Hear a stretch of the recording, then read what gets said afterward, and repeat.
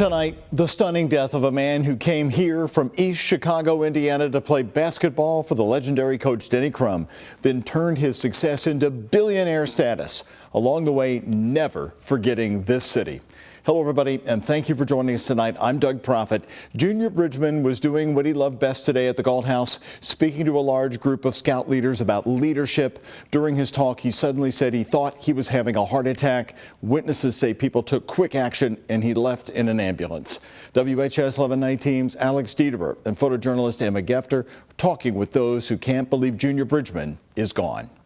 And I thought about that, and I said, that is life not lived in vain. Ulysses Lee Jr. Bridgman in 2023, speaking at his former coach Denny Crum's funeral.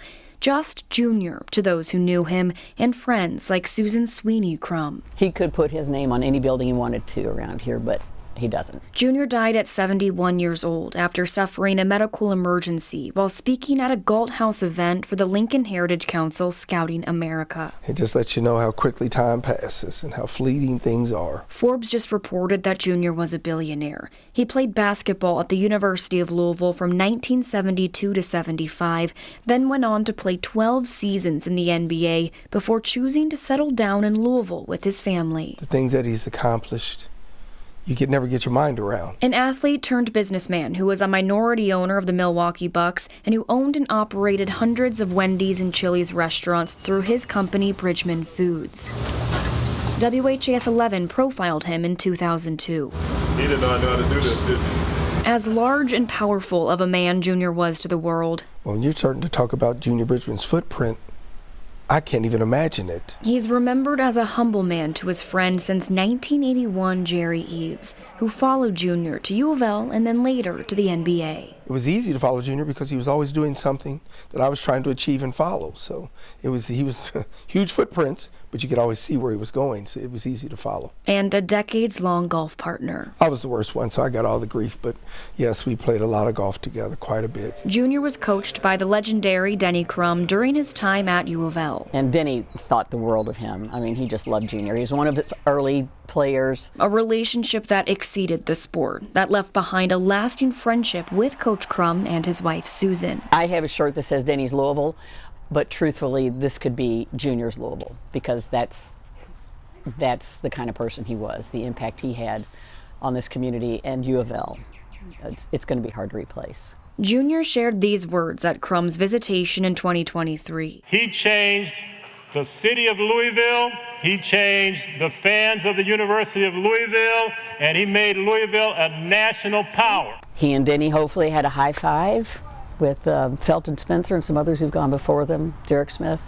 So it's a big hit for Louisville. At just 71 years old, his passing came as a heartbreaking announcement to those who knew him, like Terry Miners. Heaven has the quietest soul entering the gates today, because Junior is so shy and so much does not want attention.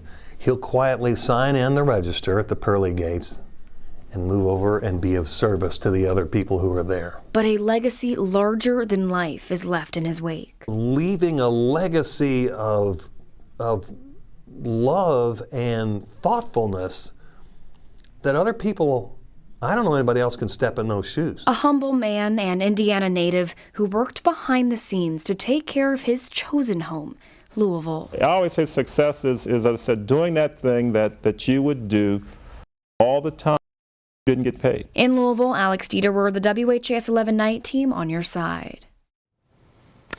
He loved mentoring and giving back, and he was doing just that to the very last second of his life today. Amazing tributes to Junior Bridgman have been coming into WHAS 11 News all night long. I do want to share a text I got from David Novak. He's the former Yum Brand CEO who, along with Bridgman and other partners, bought the Valhalla Golf Club together. Novak saying Junior Bridgman was the definition of a great man, confidence based on competence and the ability to inspire others. Humility that was real, always showing respect and belief in all people, and these traits were magnified by his insatiable desire to make a positive difference in this world. The Muhammad Ali Center tonight posting on Facebook. He was a revered and respected leader, much like Muhammad Ali. Jr.'s success in sports, both in the NBA and with the University of Louisville, only served as a platform to advance his life and philanthropy. Well, the reaction around the sports world has been truly incredible. Tonight alone, Magic Johnson, Shaquille O'Neal, Doc Rivers, all embracing Junior Bridgman's lasting impact. Sports director Ken Spencer has more on what such big names are saying, and also here at home, the reaction's still coming in right as of news time. Ken. No, absolutely right. Here at WHAS11 today, Doug, retired Bellarmine coach Scotty Davenport remembers a time he worked with Junior to bring Cincinnati versus Bellarmine to Freedom Hall. He said Junior was more excited than he was. You know, when you recruit a basketball player, what separates one player from another? It's not just shooting percentage, assist turnover ratio, rebound numbers. No, what changes one player from another is a player who makes others better. That player won't be great. He'll be extraordinary. Junior Bridgman wasn't great. He was extraordinary because Junior Bridgman made others better.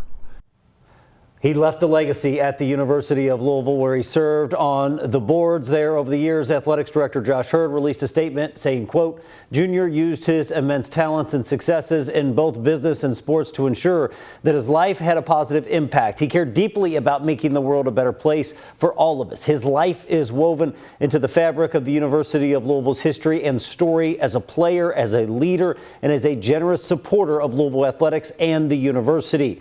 Magic Johnson posting on X saying, what people don't realize is Junior didn't make a fortune as a player, but he turned what he earned into something extraordinary, becoming a billionaire African-American businessman in this country. Junior and his wife Doris made a lasting impact by opening doors for African-Americans at the Kentucky Derby with their annual Derby Eve party. And he wasn't just a leader in Louisville. He was a player and eventual owner of the Milwaukee Bucks. The team released a statement saying his hard work and perseverance led him to become one of the nation's top business leaders. And last September, Junior's life came full circle when he returned to the Bucks family as an owner. His memory will always be an inspiration to the Bucks organization. Now, this is just the tip of the iceberg. NBA Commissioner Adam Silver released a statement tonight along with Louisville football coach Jeff Brom, Rick Pitino, John Calipari, and Shaquille O'Neal, like you mentioned, Doug, talked about how much this loss hurts him personally because Junior gladly gave him business advice and was someone he looked up to over the years. We covered him for years. It's hard to believe that he is gone, and he even served on the founding board of the WHAS Crusade for Children Foundation. That foundation exists as a security blanket for this great charity. Thank you very much, Kent. We want to move now on to some other top stories for you here on the night team. A teenager and two juveniles were arrested and charged in a Shively shooting of two other teenagers. Saturday night, two teenagers, a boy and a girl, were shot on Cheviot Drive, according to Shively police. The boy died at the hospital. Now, Shively police say 18-year-old Brickell Buckner and two unidentified juveniles are charged with murder and assault. According to the arrest citation, officers searched a home on Park Road and found them inside. Also inside, 3 handguns that were disassembled, taken apart, and hidden within a wall. In a detached barn, police say they also found suspected heroin in a stolen car. Buckner is going to appear before a judge on Wednesday for an arraignment. A former Manual High School football coach will face trial in November. Donnie Stoner is pleading not guilty to 20 counts of sex abuse charges. Investigators say Stoner allegedly abused a 17-year-old student at his home and at the school. Stoner is on home incarceration. His trial on this is scheduled for November 18th. We've been recruiting an OB physician for quite some time and have been unable to do that. And so we will not have an OB physician after April 1st. And so we're going to have to suspend those services. All new on the night team, we're telling you about a shortage of staff members forcing the suspension of obstetric services like prenatal care, labor, delivery, and postpartum care at the Harrison County, Indiana Hospital. That's located right off I-64 in Corydon, Indiana. It's the only healthcare facility offering these services to expecting mothers between New Albany and Jeffersonville. Last year alone, the hospital says they delivered 348 babies. That number is now expected to decline. We did some research with the next nearest hospital with OB services in Baptist Health Floyd in New Albany. That's about a 30-minute drive. But if a woman walks into Harrison County Hospital, they'll be transferred to Norton Clark Hospital. That's even farther away in Jeffersonville. WHS 1119's Jose Alonso is talking with the CEO who had to make the unfortunate decision. Everything you need to safely give birth at Harrison County Hospital in Corden, Indiana, can be found within the labor and delivery unit. The only thing missing is a full staff of obstetricians. We've exhausted all resources at this point, but we continue to search, and we're focused on restoring that service to this community. The CEO of the hospital, Dr. Lisa Clooney, says the lack of OB physicians is nationwide, which is putting a strain on employee schedules, resulting in an announcement she never thought of making. Starting April 1st of 2025, we're going to have to suspend our OB services. We will not be delivering babies at our hospital, and we are trying to get that word out for the safety of patients and expectant mothers. The news is making waves across the rural area. At Bicentennial Park, I caught up with Pamela Johnson, who says the suspension of local OB services is upsetting. I mean, here we are, the first day capital, and no more children are going to be born in Harrison County. I hadn't thought about that. That is actually pretty big. The Indiana Department of Health says within this past decade, infant mortality rates have increased. Their data in 2022 shows 570 babies did not make it past their first birthday.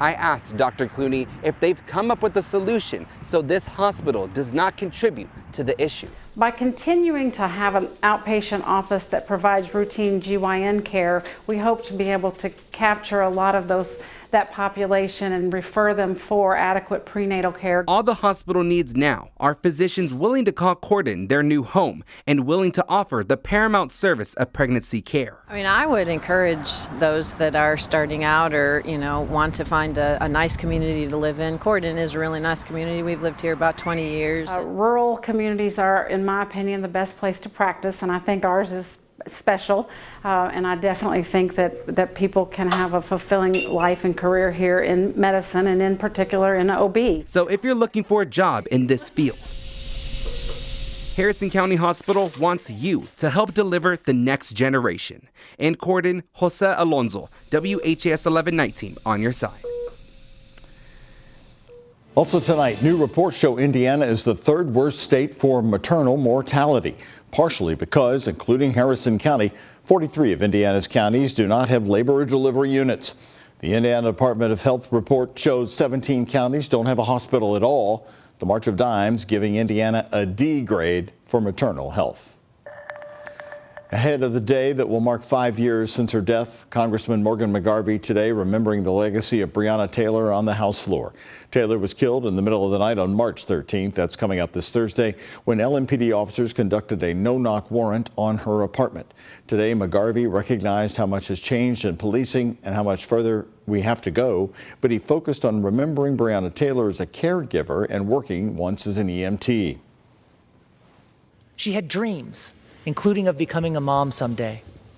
Breonna loved her family, her community, and more than anything, she loved life. In the face of injustice, we cannot be silent. We must speak up. We must say her name, Breonna Taylor. Breonna Taylor was killed when she was just 26 years old.